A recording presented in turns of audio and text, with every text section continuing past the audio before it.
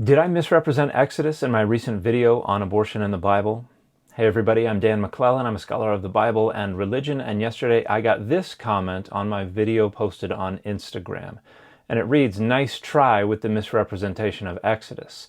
That verse should be translated and understood to mean that if the child comes out, as in born alive, as the context of no harm clearly means, that's no harm to mother or child. However, if the child is harmed, then eye for eye, life for life is imposed. Yes, the Bible consistently affirms life from conception and the unjustified taking of life as murder. That's the data, not your dogma." So this is entirely wrong for a number of reasons, and I want to start by just sharing a few pages from my book, The Bible Says So, What We Get Right and Wrong About Scripture's Most Controversial Issues, that directly addresses precisely this claim. And this starts on page 99, as we see here, the section entitled, "That Can't Be Right." Many conservative readers of the Bible recognize the implications of this reading, and so have argued strenuously for a different interpretation. Instead of understanding the first outcome to be miscarriage, they argue it refers to premature birth that results in no other harm to the child or the mother. They understand the second outcome to be the death of the fetus, which results in the death penalty. The main support for this reading comes from the argument that the description of the first outcome is unlikely to refer to miscarriage. Literally, it says, "Her children go out, and there is no tragedy." According to this interpretation, the Hebrew verb yatzah, to leave, come out, is being used to refer to a healthy delivery and not to miscarriage, and therefore the outcome here is premature birth that results in no other harm to the infant. The tragedy that occurs in the second outcome must therefore refer to the death of the infant following the premature birth. This interpretation is flawed for four main reasons. The first is that the argument from the Hebrew is inaccurate. While the verb yatzah isn't the normal way to refer to miscarriage, it is still used in some places in connection with stillbirth and miscarriage, like Numbers 12:12, Job 3:11, and Psalm 144:14. Additionally, when referring to live birth, it's always a normal and natural delivery, and not a premature one or one induced by injury. This reading also doesn't make sense of the plural noun children. Does this law only apply if a woman is pregnant with twins? The plural more likely refers to all the substances contained within her womb, which is imagery more clearly associated with the loss of a pregnancy than with a healthy delivery. This alone doesn't settle the question, though. The second reason is that the imposition of a fine for the premature birth of a child who is close enough to full term to survive violates the entire logic of the fines found throughout the Hebrew Bible. Fines are imposed where there is real material or monetary loss, not where one could imagine that the premature birth of a healthy baby could impose some slight inconvenience. The third reason is even more compelling. This same law is found repeated in the law collections of several different ancient Southwest Asian societies, and all those other laws refer even more explicitly to the same two potential outcomes of injury to a pregnant woman: miscarriage and the death of the woman. Exodus 21:22 through 23 is adapting laws 209 and 210 from the laws of Hammurabi, which state, "If a citizen strikes the daughter of a citizen and he causes her to miscarry her fetus, he shall weigh out 10 shekels of silver for her fetus. If that woman dies, they shall kill his daughter."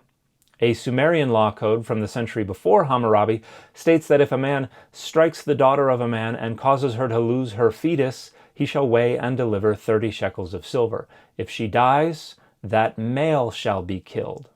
Hittite and Middle Assyrian law codes similarly impose fines for causing a female citizen to miscarry and impose some kind of retaliatory justice for causing the death of a female citizen. In the Hittite laws, the fine is higher if the woman's pregnancy was in the 10th month. In the Middle Assyrian laws, the assailant is executed if the fetus was male and the woman's husband had no other male children. If the fetus was female, only a fine is imposed. Injury to a woman that results either in miscarriage or her death is repeatedly addressed in the laws of ancient Southwest Asia. Injury to a woman that results in a premature birth and no further injury to the newborn is never addressed. While it's certainly within the realm of possibility that Exodus is intentionally overturning the pattern to assign more value to a fetus, there are no data that point in that direction. The fourth reason the conservative reading is flawed is that it contradicts the consistent perspective of the Hebrew Bible and early Judaism, where the most essential feature of human life is breath. In Genesis 2:7, the human becomes a living soul once the breath of life is breathed into his nostrils.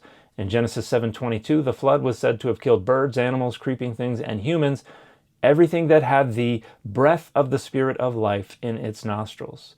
The basic Hebrew word for life is chaim, but two other words that are frequently used as synonyms for life are ruach, which is sometimes translated spirit but refers to breath or wind, and nephesh, which is sometimes translated soul but refers to the neck or to breath. Passages in Leviticus 17 that say the life of all flesh is its blood refer entirely to a restriction on eating blood, and even the word there rendered life is nephesh, breath. The early rabbinic literature and medieval and modern Jewish authorities affirm the same understanding. Rashi, Ramban, Abraham ibn Ezra, Malbim, Baruch Epstein, and many others interpret Exodus 21:22 through 23 to mean a fetus does not possess legal personhood. In early rabbinic writings, fetuses are described as mere fluid prior to 40 days of gestation, at which point they become a part of their mother's thigh. According to the Mishnah and medieval Jewish commentaries, a fetus did not become a nephesh, a soul, until their head or the majority of their body had departed from the womb. Mishnah Oholot explains, when a woman is in difficult labor, one may cut up the fetus in her stomach and take it out limb by limb, for her life takes precedence of its life. Once most of it has come out, one may not touch it, for one may not push aside one's soul for another. But we can also look at ancient interpretations of this passage to show that it was unilaterally understood to refer to miscarriage. So, for instance, Josephus, Jewish Antiquities, Book 4, this is chapter 8, paragraph 33 in the red box, starting on the first line on the far right. He that kicketh a woman with child, if the woman miscarry, shall be fined by the judges for having, by the destruction of the fruit of her womb, diminished the population, and a further sum shall be presented by him to the woman's husband. If she die of the blow, he also shall die, the law claiming as its due the sacrifice of life for life. And in the Greek, the word that is translated miscarriage is exemblosi, which very clearly refers to miscarriage. We can also look at the Septuagint, the ancient Greek translation of the Hebrew Bible, and on the third line down, around the middle, we have this clause that begins, Ke exelthi to pedion aftis mi exikonis menon. And so this says, and if her child comes out without being fully formed. And this is a unique interpretation of Exodus 21, verses 22 through 23. It seems that the word that means tragedy, ason, has been misunderstood, or they have chosen to reinterpret it as somehow related to asoma, which would mean without body. And so the two different outcomes of this injury to the pregnant woman are, one, the fetus is miscarried and it is not fully formed, or two, the fetus is miscarried and it is fully formed, in which case the penalty is death. And this is adopting an Aristotelian perspective on ensoulment. Once the fetus is fully formed, that's when the soul has entered the body, that's when it becomes a person, and that's when its destruction merits the death penalty. And here is a translation from the recent New English translation of the Septuagint. Now, if two men fight and strike a pregnant woman, and her child comes forth not fully formed, he shall be punished with a fine. According as the husband of the woman might impose, he shall pay with judicial assessment. But if it is fully formed, he shall pay life for life. But what is the same? That this results in a miscarriage. And we can go look at Pho of Alexandria, who is endorsing the Septuagint's interpretation of the Hebrew. This is from the Special Laws, Book 3. If a man comes to blows with a pregnant woman and strikes her on the belly and she miscarries, same verb as we find in Josephus, then, if the result of the miscarriage is unshaped and undeveloped, he must be fined both for the outrage and for obstructing the artist's nature in her creative work of bringing into life the fairest of living creatures, man. But if the offspring is already shaped and all the limbs have their proper qualities and places in the system, he must die. For that which answers to this description is a human being, which he has destroyed in the laboratory of nature, who judges that the hour has not yet come for bringing it out into the light like a statue lying in a studio requiring nothing more than to be conveyed outside and released from confinement. And so what this demonstrates is that even according to ancient Jewish interpreters, whether they're reading directly from the Hebrew or they're reading from the ancient Greek translation, even according to all Jewish authorities since then, even according to the majority view of scholars today, and according to the argument that I laid out in my book, I have not misrepresented Exodus. It is folks who refuse to accept what the text says and who impose their own dogmas upon the text because they feel like they are the ones who get to decide what the text is saying, who are misrepresenting and mischaracterizing the text here. The law here very clearly is addressing what happens when injury to a pregnant woman causes her either to miscarry or to die.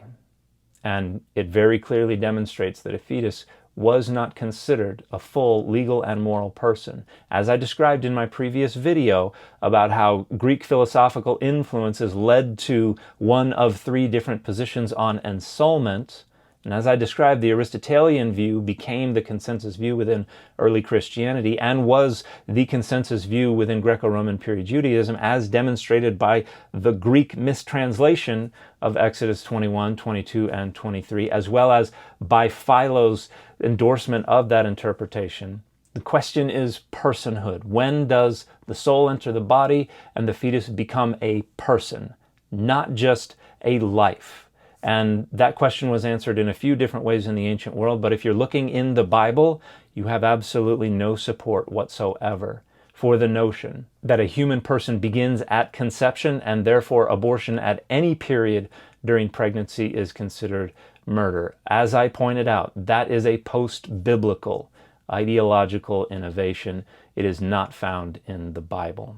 And the fit for this video has been 90s Nickelodeon cartoons.